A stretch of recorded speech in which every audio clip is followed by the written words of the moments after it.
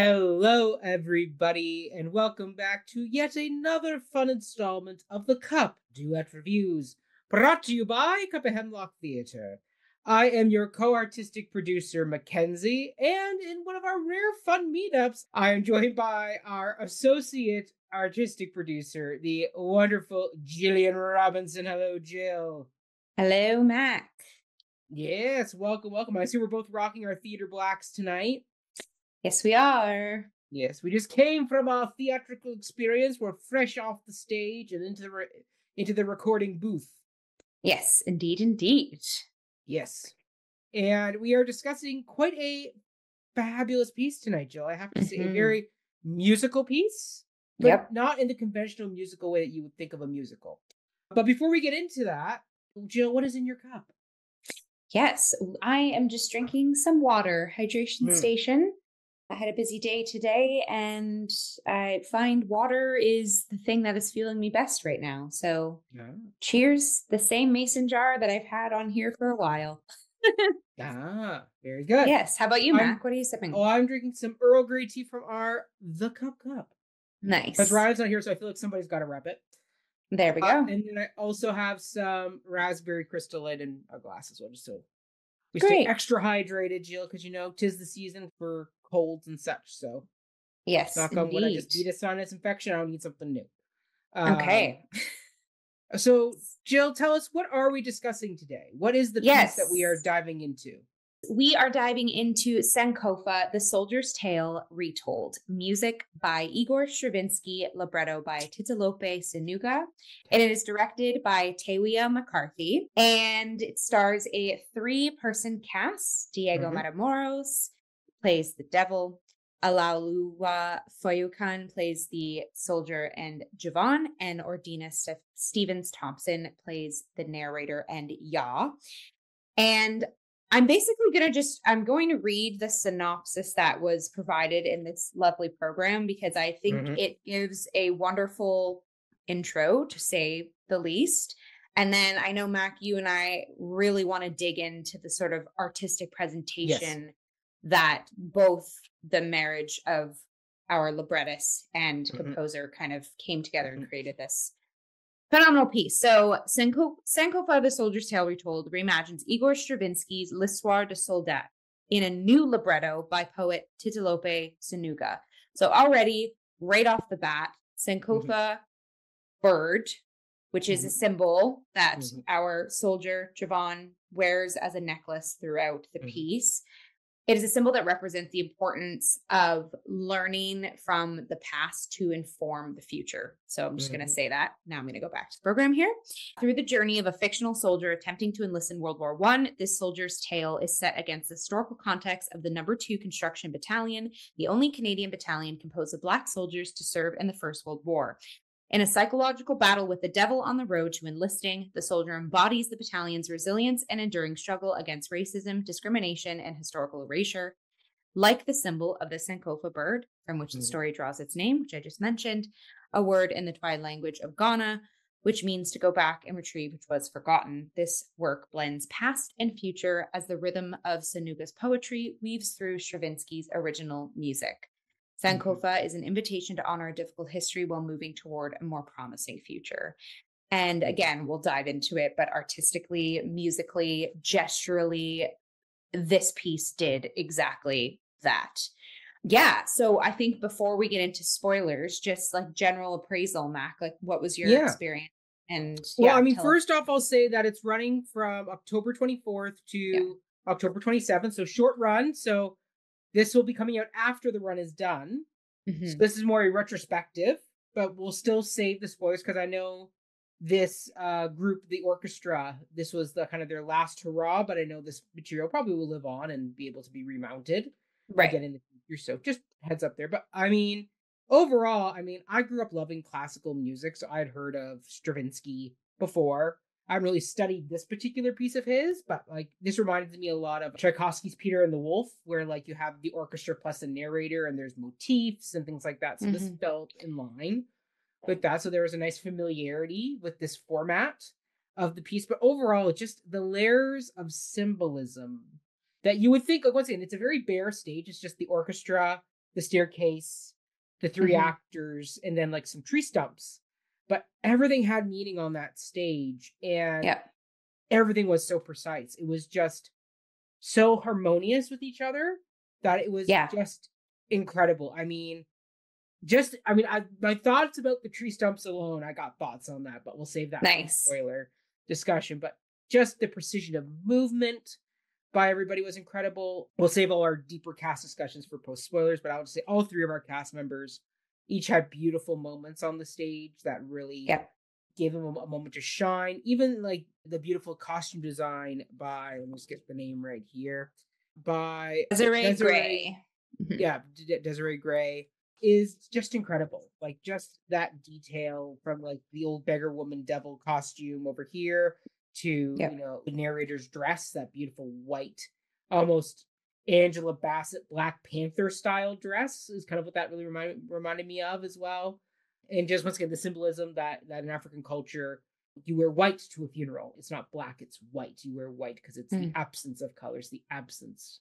It's an open space. It's the spectrum of color, right? So wonderful, just levels and details there. Like just such an incredible, well-honed piece. And I mean, there's some minor things that I can say maybe that need a bit more refining, but overall, it was just a phenomenal night out at the theater. I can't praise this production highly enough. It was a beautiful, moving production. Joe? Yeah. What are your general definitely opening thoughts? Co-signing all that you said, but also just it is truly a treat to have, like you said, these layers of even just from the sheer fact of a live orchestra and full orchestra too. Not even like, you know, a rinky-dink band. Like, yes, it's not like every instrument, but it's a collection of brass, woodwind, string, percussion. Live on stage. It's one of those beautiful moments that we get. Yeah. And I think very rarely, you know, we usually get like a fully staged musical or a concert style presentation of these types of things. And I actually thought, again, it was a combination of both. Like I really appreciated how choreographed and blocked this was just as much as it felt concert-y.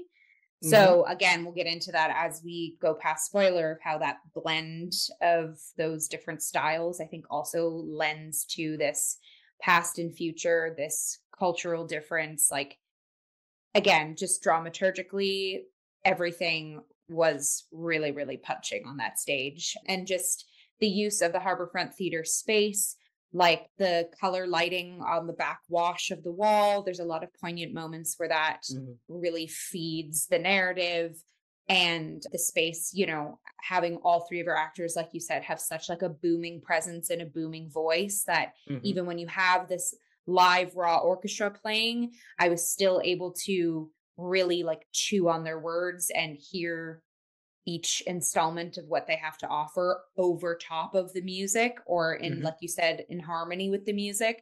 And I think, again, that's a combination of just our brilliant actors and the phenomenal space that they got to play in. This, like you said, it's a bit of a short run. October 27 is when it ends. But yes, as Art of Time Ensemble is the group that put this on, and they did announce this is their final production ever after 26 years. After 26 years, and 26, like what a 28 phenomenal years, like late 90s is when they started. But like what a phenomenal piece to end on. But absolutely, I would love to see more life for this retelling. I think again we'll get into it, but it really is what I love of, you know, taking something from the past, using, you know, past stories and levitating them for the future. And this piece definitely is resonating and will continue to resonate for sure. Yeah. Do you think we should spoiler alert now so we can get a little bit juicier with our thoughts? Yes, you know, let's, you know, trade our souls to the devil, Jill, for a violin there, and we'll put the spoiler violin up onto the screen. Cue the screeching violin music. Yes. So I think I'll start there, Mac, because I thought what a phenomenal sort of introduction and bridging into, okay, this is what this piece is trying to subtextually do while we're digesting this soldier's journey. So basically what I mean by that is we have this like center stage, huge orchestra blaring Stravinsky's music. And then alongside the perimeter in the play space, you have our characters sort of navigating their journey, and especially the soldier, Javon, and especially donning his journey into the number 2 construction battalion. So this, using this sort of violin, an instrument, it as the sort of devil's tool, again, is such a phenomenal bookend at the beginning that takes us to our final ending of how it's the music, and it's actually in the monologue that the narrator says at the end of how yet the music still plays on. It's like this very washed, like whitewashed colonizing sound that absolutely, and Javon and the soldiers' existence, essentially, like to kind of get nitty gritty with it. And so I think by having a musical instrument as that tool that sort of tricks Javon into, this is the life that I'm aspiring to live towards. And then we see, you know, him being tossed around by the devil, played by Diego, who actually handles the violin at the start. But then the violin goes away, but you're in on it of like, oh no, but we still hear the music, you know, the music is still playing. And then we, at the very end, again, like I said, that monologue of yet the music plays on, and there's that raucous sort of like ending out musical number there. So again, it's like the first clue into, because this piece, like, you're watching this journey and you're invested in the retelling, I think, especially with the intro that we got from our conductor of why. I was about to say, the conductor's intro was fantastic. Yeah. And so I was engulfed in what Javon, the character of Javon, had to say and where he was going. But then I was constantly in the subtextual side of it too, of like how dissonant and how conflicting the music playing was with the characters trying to find his voice or find his story. And I think a lot of that was also in the way that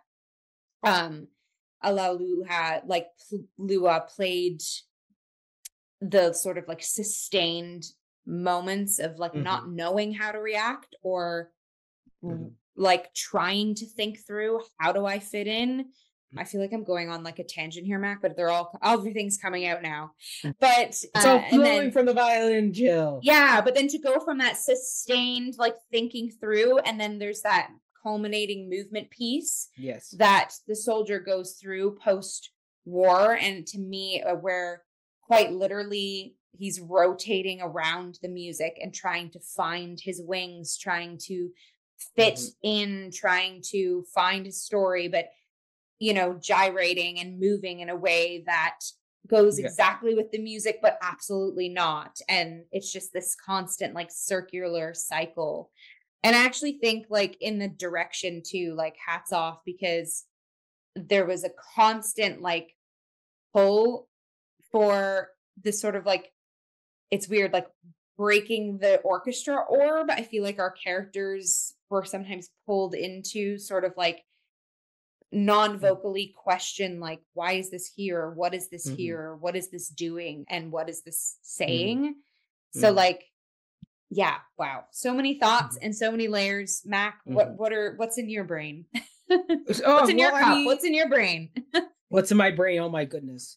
Well, I mean, first of all, the orchestra was so wonderfully orchestrated with just like creating that very World War I band that like you would hear at like, you know, the docks, the piers, you know, the launchings, or like sending the battalions off into battle, like that type of military bright brass woodwind style band with like the drums there. Like I thought it was a perfect representation of that era of time. But I also love that with the violin, it's a string instrument made of wood. and the fact that they were part of the construction battalion, where their whole thing was moving lumber and Yes. wood, and then that gets Yeah. into the tree stumps, where these trees are like our soldier who stood tall and had a purpose, but then Yes. ultimately they're cut down and their stumps Mm-hmm. are left, and their stumps are forgotten over Yep. time. Just like how, the wood that goes into making a violin, nobody remembers the tree that made the violin. The Right. violin is its own thing. It is a co-opted, it is a evolved piece of material from something else. Yes. Yeah. So there's I was thinking this too, but I was like, you're going to go down the stump lane, Yes. and I'm just, again, co-signing it. Yeah. And then even Yeah. like Ordinea, Stephens-Thompson as the narrator, her sitting on the stumps, almost like, I don't want to say the Lorax, but almost like that woodland spirit of like the trees and Mother Earth and nature, as she sits on these, destroyed vestiges of nature, Yeah. watching the story take place. And even the way her dress Definitely. almost looks like a bit of a tree stalk, with the way it kind of rippled like bark and had that gold motif through it on the white. It was just so, like, just the wood elements of this piece were just Definitely. so well woven throughout, and just telling that story of, how over time these instruments that are made of this wood, get co-opted and used, and the history that came before it is forgotten. Yep. Really. I mean, unless it's like a really special violin, like a Stradivarius or something, where like we know who's played it, we know where it came from. For the most part, most people won't know where a certain violin comes from, or a clarinet, or a piccolo, something made of wood, like stuff like that. So I mean, it's just fascinating, just that layer of detail that was put into this. Now, once again, we could be reading into a lot of symbolism here. I don't know if our director intended all this level but I mean, this is what it's for. The doubt. We're unpacking. Yeah. I again want to go back to talking about like the backwash of that brick wall space that was like so very, good. very beautifully utilized there. So our lighting designer, Kevin Lamont, like brilliant. Because again, with the orchestra being literally center stage, there really is only like the circular perimeter around them and downstage. But then you do have the beautiful staircases up and that sort of walk across that we can see our narrator on right now and behind Mac. And like, I just like that wash of light and bringing it into a blue hue to sort of depict like a silhouette, sort of like the passerby moment when the soldier is trying to integrate back into society and is not being recognized. And also the movement, again, Alaoluwa, who played Soldier Javon, a brilliant dancer, mover, that whole piece in the blue of like trying to get back to society. Like there was a lot, it was like I was watching like a soldier experiencing PTSD through silhouetted movement. And I was like, this is phenomenal. And then at the end too, when you have our narrator downstage saying the comment of, we're telling these stories and these histories, but yet the music plays on, and then the light downstage goes off on her. The music is so raucous, and then that whole backdrop turns a deep, deep red, and then a light shows up on Diego as this sort of like white man figure, and again with that like blood red, very industrial, very coal barony with like that suit. I mean, and also, we just got to give a shout out to our choreographer of the night. Pulga Mucho Choma. Apologies if we are mispronouncing any name.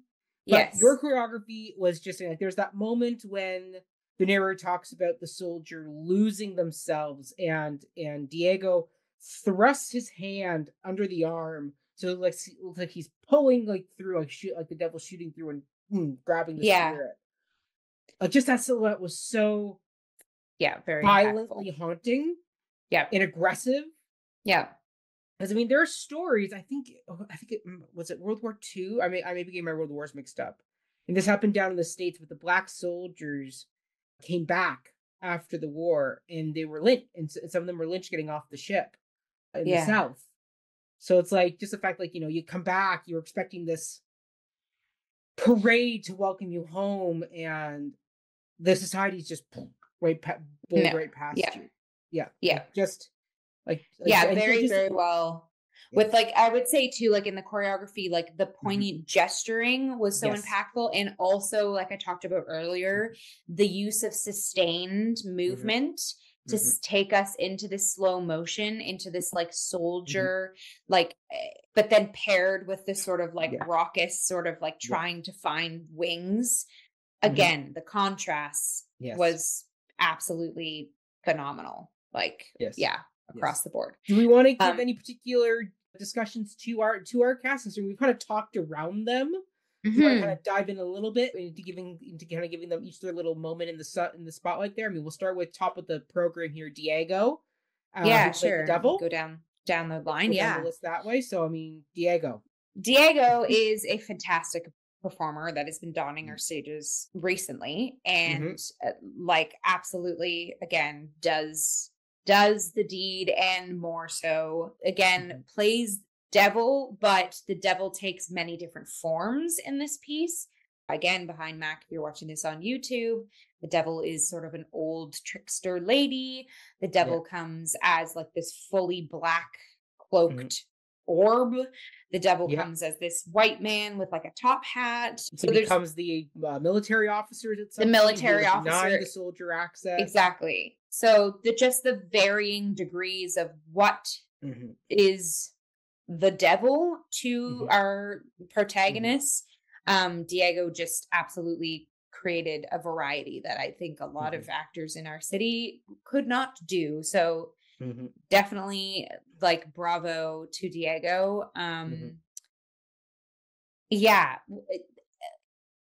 There's like this, it's hard to explain, but with Diego's performances, there's this like, that he is this vessel that is on the stage to do the duty that he needs to do for the story that he is responsible to tell inside the story at large, if that makes. So again, just like, So what did you think of Diego, Mac? I mean, they just so wonderfully move between these characters, and they were having so much fun. Like there was a devilish glee in his performance as he's taking on these different roles. And I mean, I will have to say his old beggar lady character, for some reason, it just kept reminding me of like the hair crone from Les Mis, who like comes to like buy Fantine's hair and is like just pedaling around with like the little shawl and everything, just buying and selling things. It was just, I don't know why, that just came to my mind when I was watching their performance. And like, it was just so well done. Like just the glee that he brought to, like, just that smug, superior smile at the end as he's now overtaken the soldier and is standing on that balcony doing it almost an Eva Perón, like, I am God. Like, I control the orchestra. I control, like just they filled space. Like even that card game where once again, they take over the stump, the Mother Earth. So now they're blocking that connection with Mother Earth via the stump by sitting on it. And also having that wooden, like, you can't really see it there, but they like have the cart. wooden tray there. So once again, wood. Like they wafted the wood to make a table where they're going to be playing these games where the devil's going to trick and play on, like, just the layers. Talk about symbolism. I feel like Diego was responsible to symbolize so much in this. So much. So much. Definitely. So good. But so then, performance. So Olaoluwa Foyokun played Soldier and Javan. Oh my God. Look, hello. I mean, where do you begin? I mean, great. Like the precision of movement, this man's control of his body. Like we studied 10 to 10 like movement in devised theater at York, and we did some of those like slow move walk type studies, and the control, because your body wants to move so fast, and you are literally fighting every impulse in your body. Really articulate every single movement like a claymation that you're animating. Like just watching him come down the stairs and just represent and his willingness. So this is where something I can get into a bit of where sometimes I maybe felt the show. There's maybe a few times where some moments were a little bit too drawn out. Right. There's a Sure. moment where he's reading the prayer book, and then he asks the question, like, "Our Father, is this what it is?" Like, Right. Right. Right. there's a little bit maybe too long of the reading Sure. moment. Sure. But once again, you have the orchestra playing, and it is what it Yeah. is there. But like, he still held the scene. Like Yeah. would I've liked it a bit faster?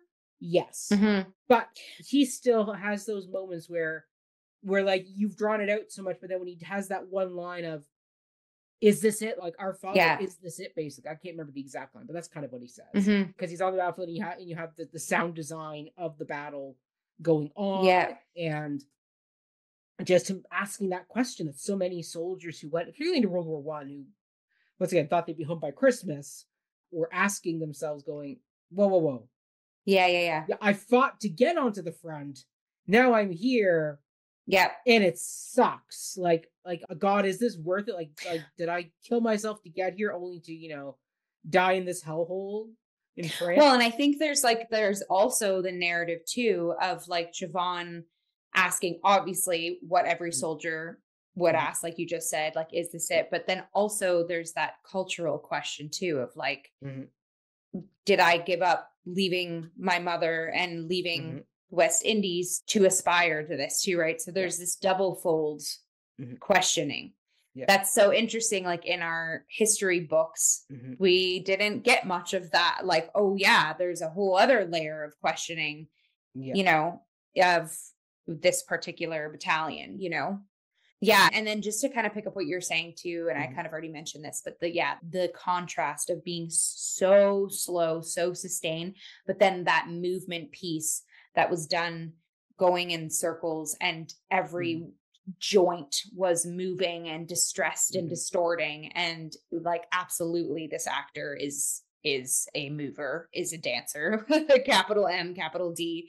And then just in that using like their physical body as the instrument being the actor, but then the way in which they delivered their text, I felt was also very much like this is a young soldier of the time. Like just the way in which he said his moments and said his words. And again, especially mhm, coming out of those long paused thinking through thoughts, I just thought mhm, was very raw and naturalistic for the time. So again, like hats off to, yeah, vocally and physically embodying exactly what our protagonist yeah, is, you know? Yeah. And then yeah. so I mean, should we go ahead? Yeah. to it- yeah. No, no. I was just gonna say, like, well said. Like, just the articulation, the emotion that was brought into that, like, just the limp, the Yeah. detail of the limp that he develops during the show, Yeah. and the labor that he puts into that limp does not Yeah. feel like it's a stage limp. It's like, no, he actually feels the Yeah. limp and the pain. So I mean, just an incredible. Like, I'm Yeah. still thinking about that performance. Like, just that cycle of going around the orchestra, Yeah. just the detail, that just so good, so good. And yeah, like the questioning, Mhm, again, the trying to fit in, the dissonance between what we are hearing and what we're mhm, seeing, and how it's impossible for this character to feel and integrate exactly how the yeah. music is playing, you know, like it was wow. All right, Joe. Let's talk about our cast member, the one who actually spoke the most, and Yes. that's Ordina Stephens-Thompson as the narrator and Ya. And Yes. I just want to start off the top saying she has such a magnetic voice, where the minute she speaks, you are drawn in. Like, I can listen Hmm. to her read an audiobook anytime. Like, I don't know if Ordina does do audiobook readings, but if not, Ordina, get on that, because Yeah. you just have such a smooth, even tempoed voice that is very much like that mother cradling a child telling a story. Yeah. She almost is like the witch in Into the Woods, doing that children will listen, like, rhythmic Yeah. speaking that she has in the opening there. And but just the way she always was on stage, ever watchful, Yeah. ever present. Like, she really was almost like the witch meets the narrator from Into the Woods, where like they're always commenting, they're always kind of got just a little bit of attitude to what's going on. Like anytime she spoke about the devil, there was that like disgust and frustration that the devil was getting what they wanted. But then also it's not scolding the soldier. It's I understand why you would fall to this. Right. You're human like everybody else, you know. She Yeah. was able to balance that omniscient narrator, but also like still embodying the mother character that kicks off the story at the beginning. Yeah, Um, absolutely. and it's just shoot, and once again that dress, like she just the design of her costume, once again Yep. by Desiree Gray, so just majestic and regal and just Yep. eye drawing. Like you couldn't help but not watch her move. And just like Oalila as our soldier who had that precision slow movement, she Yeah. basically only ever moved in that tempo. Slow, steady. Once again, just that constant Mother Earth, that Yeah. constant narrator, like not rushing the story, not skipping ahead, just keeping the beat, keeping And what I the liked heartbeat of the story. with the blocking of her, Mhm. she was constantly looming and constantly in our perimeter, Yes. sort of monitoring and watching the soldier create his own journey, walk his own path. Hmm. And it's almost like they were constantly sort of like mirroring each other on opposite Hmm. sides of the stage. But then there's Yeah. that final moment where he actually is walking down, committing to this sort of soldiered Hmm. Western life, and actually walks past her and bumps into her. It's that point of contact that the two characters make at the end that I was like, oh my goodness, is he Hmm. so far like entrenched into the Western world now that just gonna walk past? But then it's when he turns around Yeah. and has the moment of reflection and has the moment that there is still that side of him, that origin of him. And now it's like, Hmm. again, learning from the past for the future. How do we kind of marry those two, or where do we Right. go from here, kind of thing? I just thought, yeah, that Yeah. was a little piece of blocking I wanted to absolutely get in here Yeah. because very effective. Yes. Yes. Yeah. And I mean, once again, just all the choices by our wonderful director. Thank you. Take that line Yeah. back. And I mean, just all the wonderful directorial choices by Tawiah. With once again, we don't know if all the symbolism we're picking up on is what was intended, but Tawiah, like just once again, as Jill said, that one moment of exchange between Hmm. our soldier and narrator, that slight bump, like just those little moments that give so much life and detail into this piece just shows Yeah. the amount of hard work and layers that went into building a strong piece. It's not just one decision, it's 1,000 small decisions that all come together to make a beautiful piece of art. Yeah. And I know I talked about this briefly earlier on, but I really do want to absolutely like it's the puncturing Mhm. through the orchestra orb, which is kind of hard Mhm. to explain unless you've seen it. But the fact that our character, like of Soldier Javon, actually like comes close up to the conductor, sort of Mhm. questioning or like, what am I listening to? Or what is this? That directorial decision to have the characters penetrate the Mhm. musical orb is exactly what this piece was doing of like, Mhm. this is the story that's being told using this music, but like, is this music a right fit for this story? Not really, but that's the music that was playing when this Mhm. story was originally told. And it's that sort of clash of culture, it's that clash of moments of history.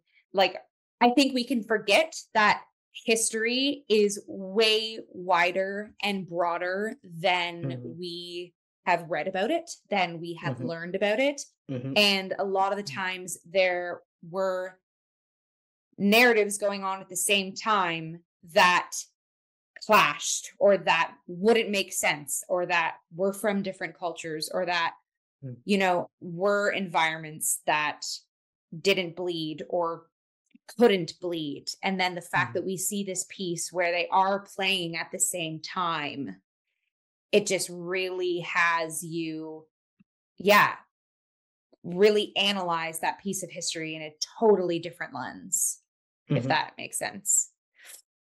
Yeah. Yeah. And I mean, yeah, just picking up on what you're putting down there. I mean, the fact that you said, yeah, like history, there's so many layers and different stories to be told that having pieces like this that highlight that message reminds people that you do have to go back and keep studying history. Like I've always been a big proponent of saying like history class should start in like grade 5 or grade 6, and it should be mandatory every year up to grade 12 of school, because we have so much history in our country that gets pushed or rushed through because you do history grade 7 and 8, and then you don't do grade 9, and you do it for one semester in grade 10, and then never going to choose.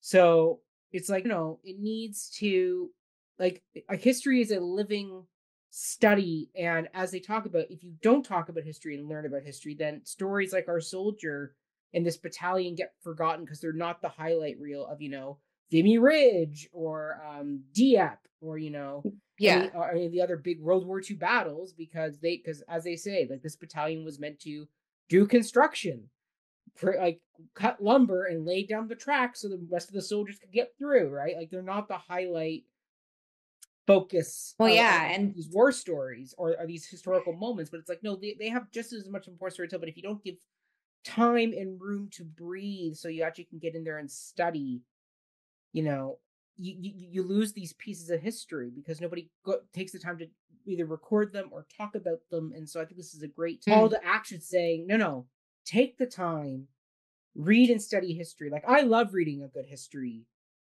book. Like my dad talks all about the time where, like, he, one of his favorite books is all about the Battle of Dieppe. And so for the longest time we were taught in Canadian history class that it was a failed mission, that the Canadians were basically, doing a dry run of D-Day for everybody. And basically we were sent to like lambs to the slaughter. Turns out, as it's been revealed years later, what was really going on was the British were actually going to get a piece of spy equipment. But that piece of history was not known until years later. So the history has to be rewritten to tell that history, so it's properly told that no, the Canadians actually did a very important job of being a key part of that battle in order so we could get the spy equipment. So, but like that part of our Canadian history wasn't being told properly because we didn't have that information, because nobody took the time to dive in and study it more and study the British archives where that information was declassified. And so like that's what I'm saying with this piece, is a reminder of we will lose these stories if we don't take the time to study them and tell them. So study them, tell them, and unearth chunks that were absolutely eliminated in the colonized school system too, right? And like exactly. And I think again what this piece does is it's kind of also satirizing that of like, this is the story that needs to be told. I love that it's the soldier's tale retold, but it's like we're finally telling this story, but we are using it through this Stravinsky sort of landscape, which is a very like the original like white piece of music. So again, I think it's like that sort of, it's spinning it on its head. It's like putting it on the nose of like, we're telling this story with this backdrop of music. Yeah. Is this the right music to tell this story? No, but this story existed while this music played, And it's like, also kind of the point as well. Exactly. That's meant to be that juxtaposition of this kind of very traditional military score mixed with the story of this forgotten battalion. Like it all works really well together. 1000%. So yeah, I mean, overall, if you didn't get a chance to go see it, hopefully you're able to either have it remounted close by you so you can see it again, or if not, just go pick up, see if there's a copy of this libretto that you can just read the script itself so you can get the story from the narrator. Yeah, can I also, because we didn't talk about Titilope Sonuga very much, but that is our poet who is the libretto, who did the libretto from scratch. Yeah. Like, and the only sort of prerequisite was that it was to be rhymed, and that's it. And so, like this is a piece of poetry as much as it is a concert as much as it is a piece of theater. So yeah, what you just said, Mac, Mhm. like getting your hands on this piece of literature for sure. Yes. Yeah. But other than that, Yeah. Jill, any other final thoughts before we wrap out for the night? No, I just think, All yeah, right. what an enriching experience. And we could talk and talk and talk in Yeah. circles like that Yes. wonderful choreographed piece. But yeah, what a Mhm. I'm going to be thinking about this one for a while for sure. Agreed. Agreed. Yeah. And I'll just say, yeah, this was a piece that's going to stick with you. I mean, I actually want to go back and re-listen to this Stravinsky music again, Hmm. just to hear it and study it more. Because once again, like a good orchestrator or a good composer, there's so many layers to that Yeah. score that I'm sure I missed a ton of them. But I'd love to go back and study that piece again. So definitely going to go check that one out again. But in the meantime, Jill, Yes. let us lay down our violin, our spoiler violin. And Hmm. Jill, give us your classic Jillian Robinson send off for the night.